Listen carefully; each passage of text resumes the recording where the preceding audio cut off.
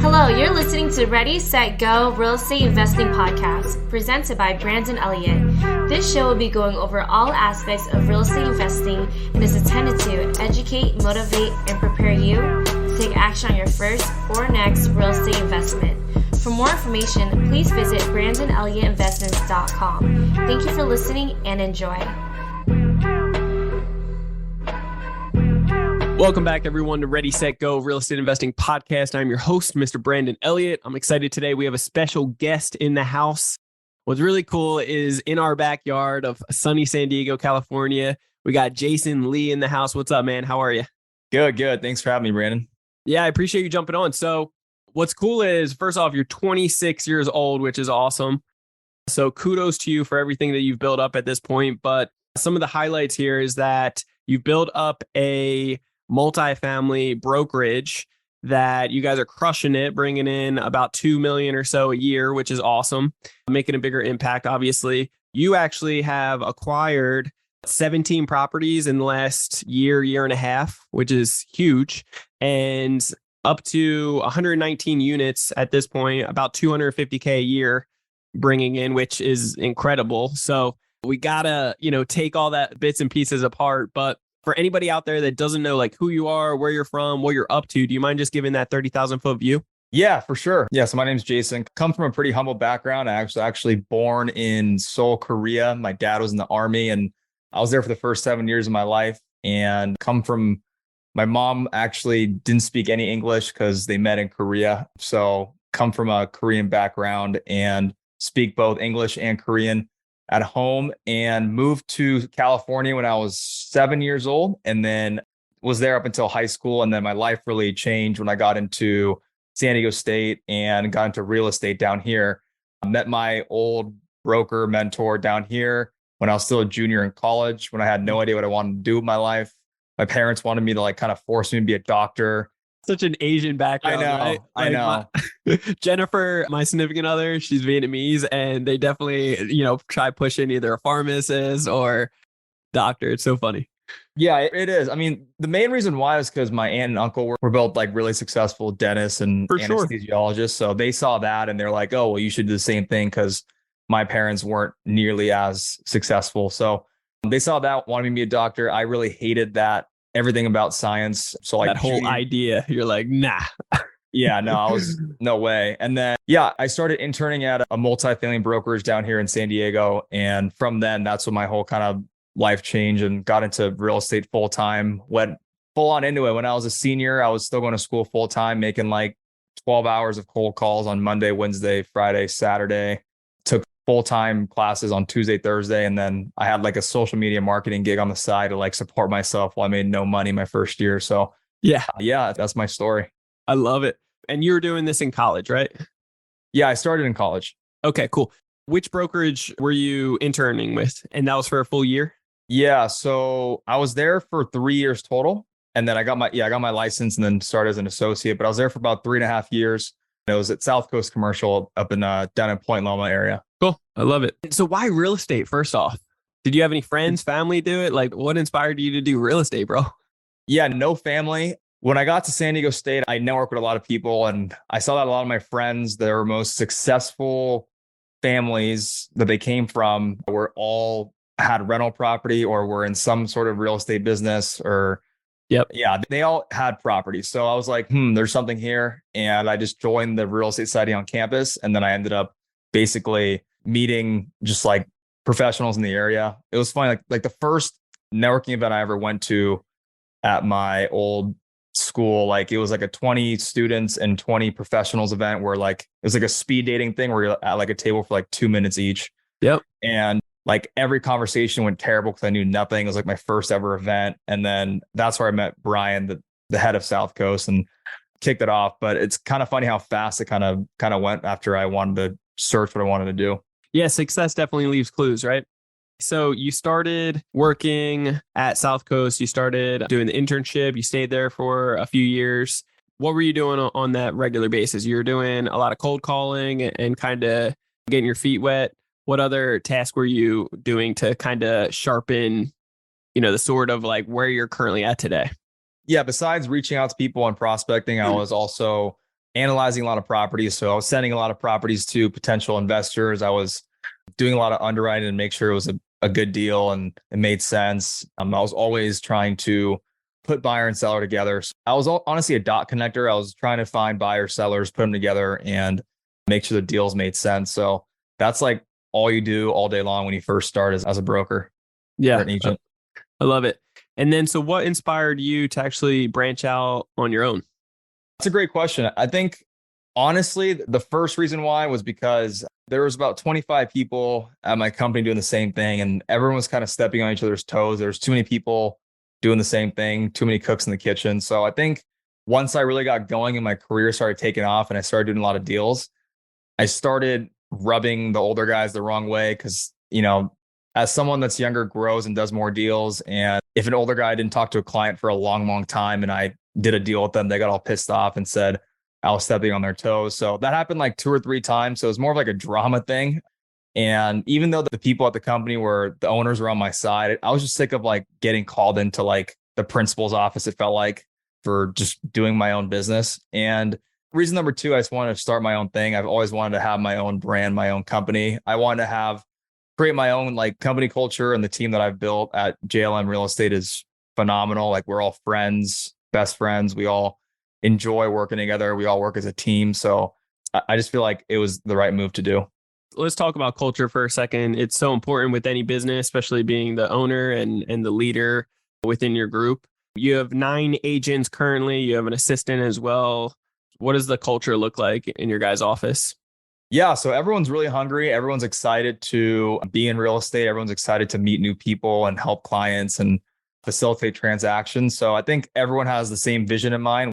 We all want to be financially free. We all want to own rental property. We all want to be successful agents. And enjoy doing it. So everyone has fun. Everyone collaborates. We're always, doing team meetings. We're always seeing how we can put buyer and seller together. We're seeing what marketing strategy we can use to get our sellers the highest price possible for their properties. So we're always collaborating, always running ideas about each other. Everyone speaks their mind, which is amazing. So I think everyone really enjoys being at the office. And that's like a huge thing that a lot of companies are missing today with the whole work from home thing. I think being in the office is really important. Yeah. And you guys are located where? We're in Bankers Hill, right by downtown San Diego.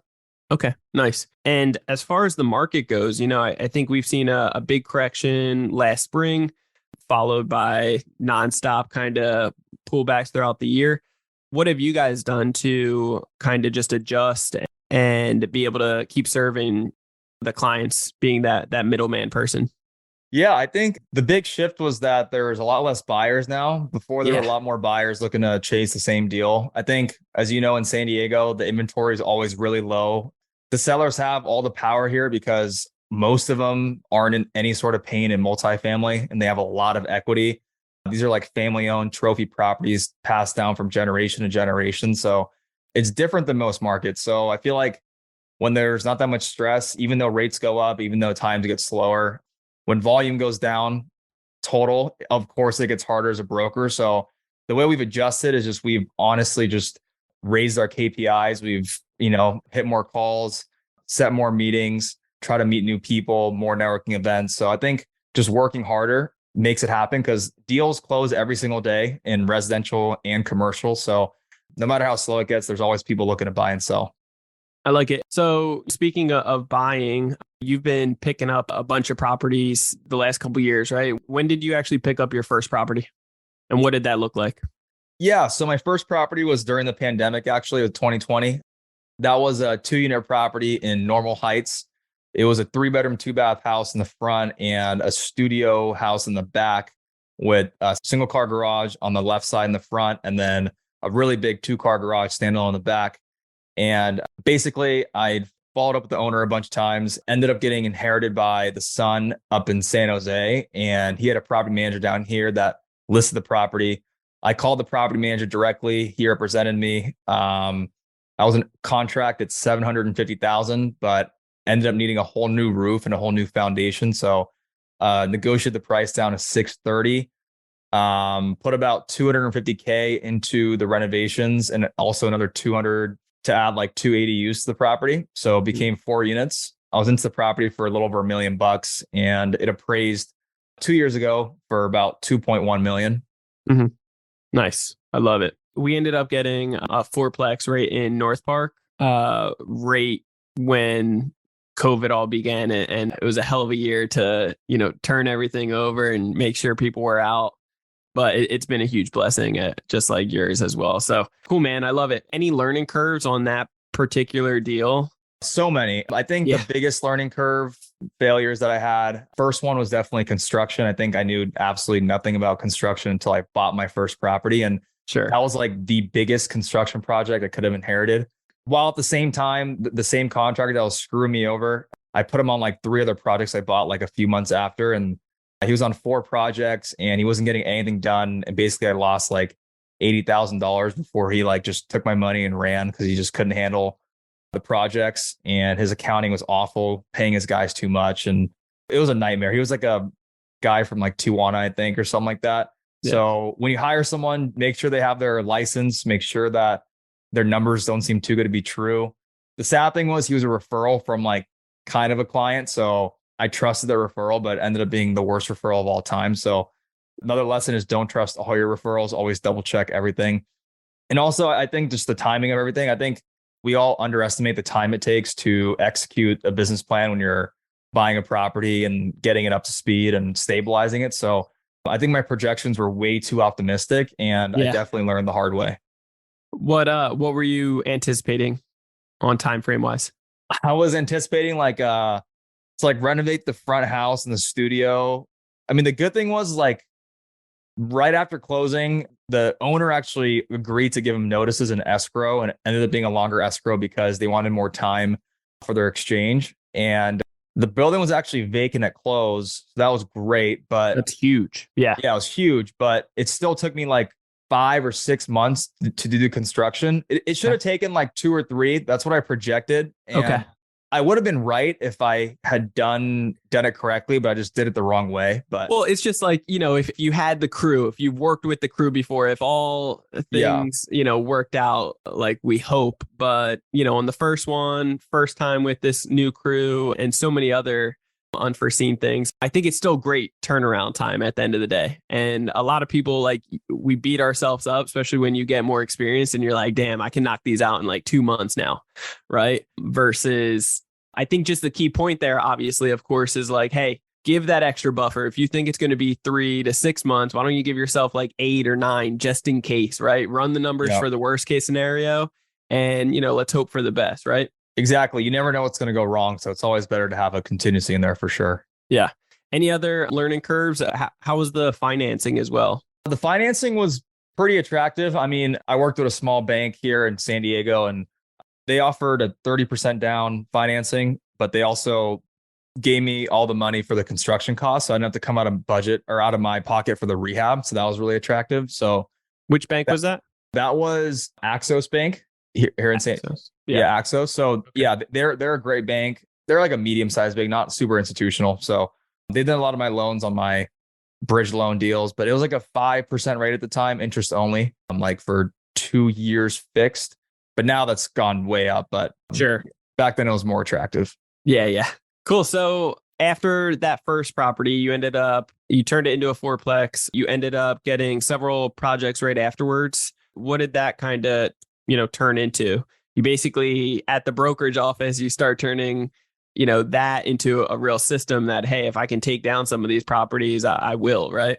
Yeah. I mean, at my brokerage, I've worked with so many buyers and given out, dozens and dozens of good deals to people. But when I finally had some capital to invest on my own, I finally just took a jump and did it, because wealth is built by investing, not through making commissions or making even any sort of day job, whatever it is, because Uncle Sam's going to bite you in the ass. So you don't want that one-time pay. You want that monthly pay, right? Exactly. Yeah. You want to build the passive cash flow, and it compounds over time. So I saw that that's where all roads led to. And, just seeing and studying like my most successful investors that I've worked with and learned from, they've all done that the right way. They all made money in their day job and invested all of it into real estate and have done extremely well. So yeah, that's why I just wanted to go from just being a broker servicing people to also, being an owner of my own deals.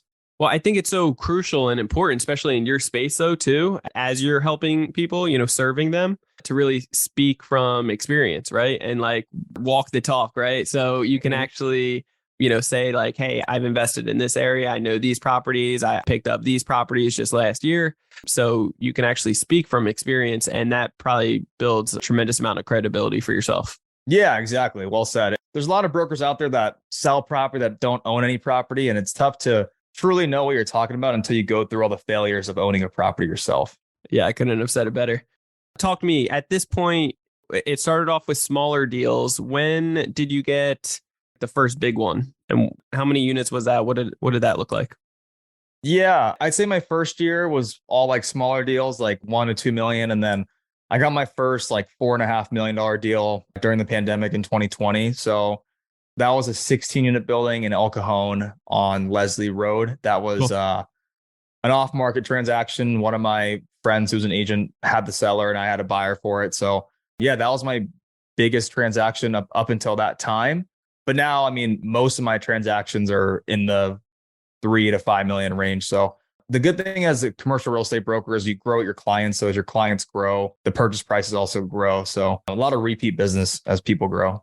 So was that, you said you had a buyer for that? You didn't take that down yourself? No. That was as a broker. Yeah. So that was a buyer that I represented. Okay. So talking just on the investment side. So, got it. Yeah. Sorry about that. So I started buying a lot of fourplexes in the beginning, duplexes, and then I sold them and did a 1031 exchange into bigger assets. So Okay. the biggest asset I own today is a 16 unit building near San Diego State on 70th Street. And then I also own an 11 unit property, Crown Point, close to the bay there. And then the rest of them are like 7, 8, 9 unit properties. Okay, cool. And those are all just smaller unit ones? Yeah. I mean, most of my properties now range from 7 to 16 units, all of them. Gotcha. Cool. Yeah. Do you have one property management for all of them, or how does that work? I have 2 companies that I work with. Okay. Yeah, two third-party managers. Okay. And then are you doing any short-term rentals at all out here?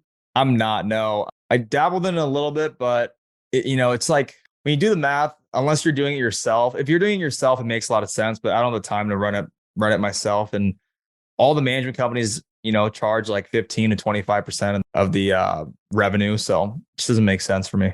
Talk to me, what, somebody just getting started, looking to get their feet wet into multifamily, like what are the top 3 things that they should really focus on and spend more time educating themselves on? Yeah, on the investing side, right? Yeah. Yeah, I would say if you're looking to be a multifamily real estate investor, I'd say the number one thing is you have to understand your downside and your upside. I think a lot of people, when they first start, they don't really assess the market well enough. So what I try to preach to my clients is like, you got to know exactly what properties are selling for in your area. Like if you're looking in North Park and you want to buy a property in that area, you want to make sure you understand the value so you don't overpay, because a lot of the listings on the market that sit or that come live are usually, priced pretty high, a lot higher than what I would purchase it at. So I just always make sure that my clients buy at market value or below market value.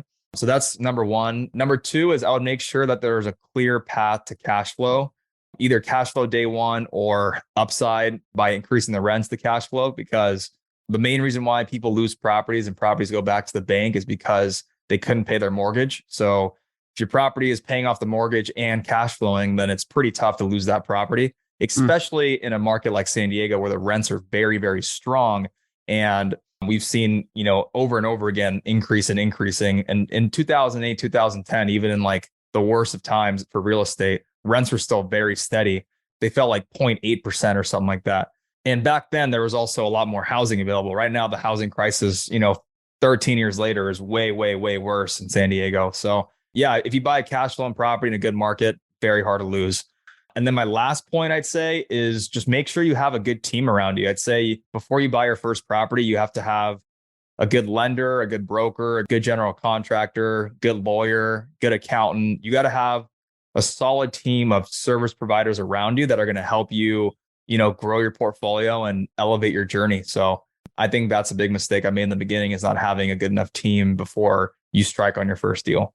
Yeah, that's good. Yeah. And, sometimes people either make that mistake of not having any of this stuff and don't they're just going and they're very amateur, right? And totally making every mistake under the sun.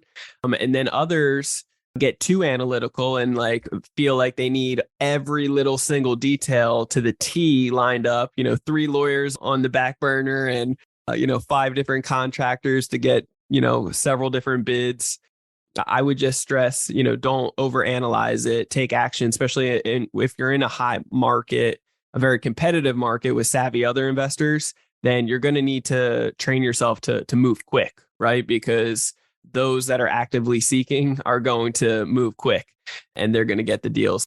I appreciate all that feedback. Cool, man. I love it. So what do you have planned, for the future? What does this year look like for you and the team? What are you guys looking to accomplish? This year, yeah, I'm honestly focusing this year on trying to give back. I'm trying to help the newer investors, beginner investors kind of get over that hump, gain that confidence to buy their first property. So trying to, make content, trying to reach out to younger people that have the capital to start, but don't know how to really do it.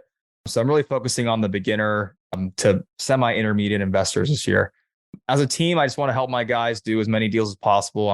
They're all younger. They're all 1 to 2 years in. So they're all very new. Some are really starting to pick up and crush it, but I really want them to all succeed. And yeah, if all that happens, then, it's been a good year. I love it. Cool, man. Well, I appreciate it. How can all the listeners get a hold of you and reach out? Yeah, I appreciate it. Best 2 channels that I'm the most active on are my YouTube channel at Jason Joseph Lee, and then also my Instagram as well. Is same thing. My full name, Jason Joseph Lee. I love it. I appreciate you jumping on today. Excited to just see everything that you've built up thus far and where you guys are going. So congrats to all the success. Guys, definitely reach out to Jason. And if you guys want to get a hold of me, you can always do so on Instagram. It's Brandon Elliott Investments. Otherwise, facebook.com/Brandon Elliott Investor. And then as always, if you guys are looking to truly get educated on credit, Credit Counsel Elite is helping business owners get up to $500,000 every 6 months at 0% interest. If you're looking to learn more about that, you can check out www.creditcounselelite.com. That's creditcounselelite.com. There's a quick 10-minute video on there. You can fill out an application afterwards and see if it is a good fit, be able to schedule a call with us. Appreciate your guys' time. As always, make sure you hit that subscribe button to Ready, Set, Go Real Estate Investing Podcast. You'll get the newest notification every single Monday when the new episode airs. And as always, leave that 5-star review. Greatly appreciate all the love and support. And we will see you on the next one. Till next time, guys. God bless. Appreciate it, Jason. This has been another episode of Ready, Set, Go Real Estate Investing Podcast, brought to you by Brandon Elliott. For more information, please visit BrandonElliottInvestments.com. Also, please don't forget to like, share, and leave a comment below. Thanks again for joining. Until next time, God bless.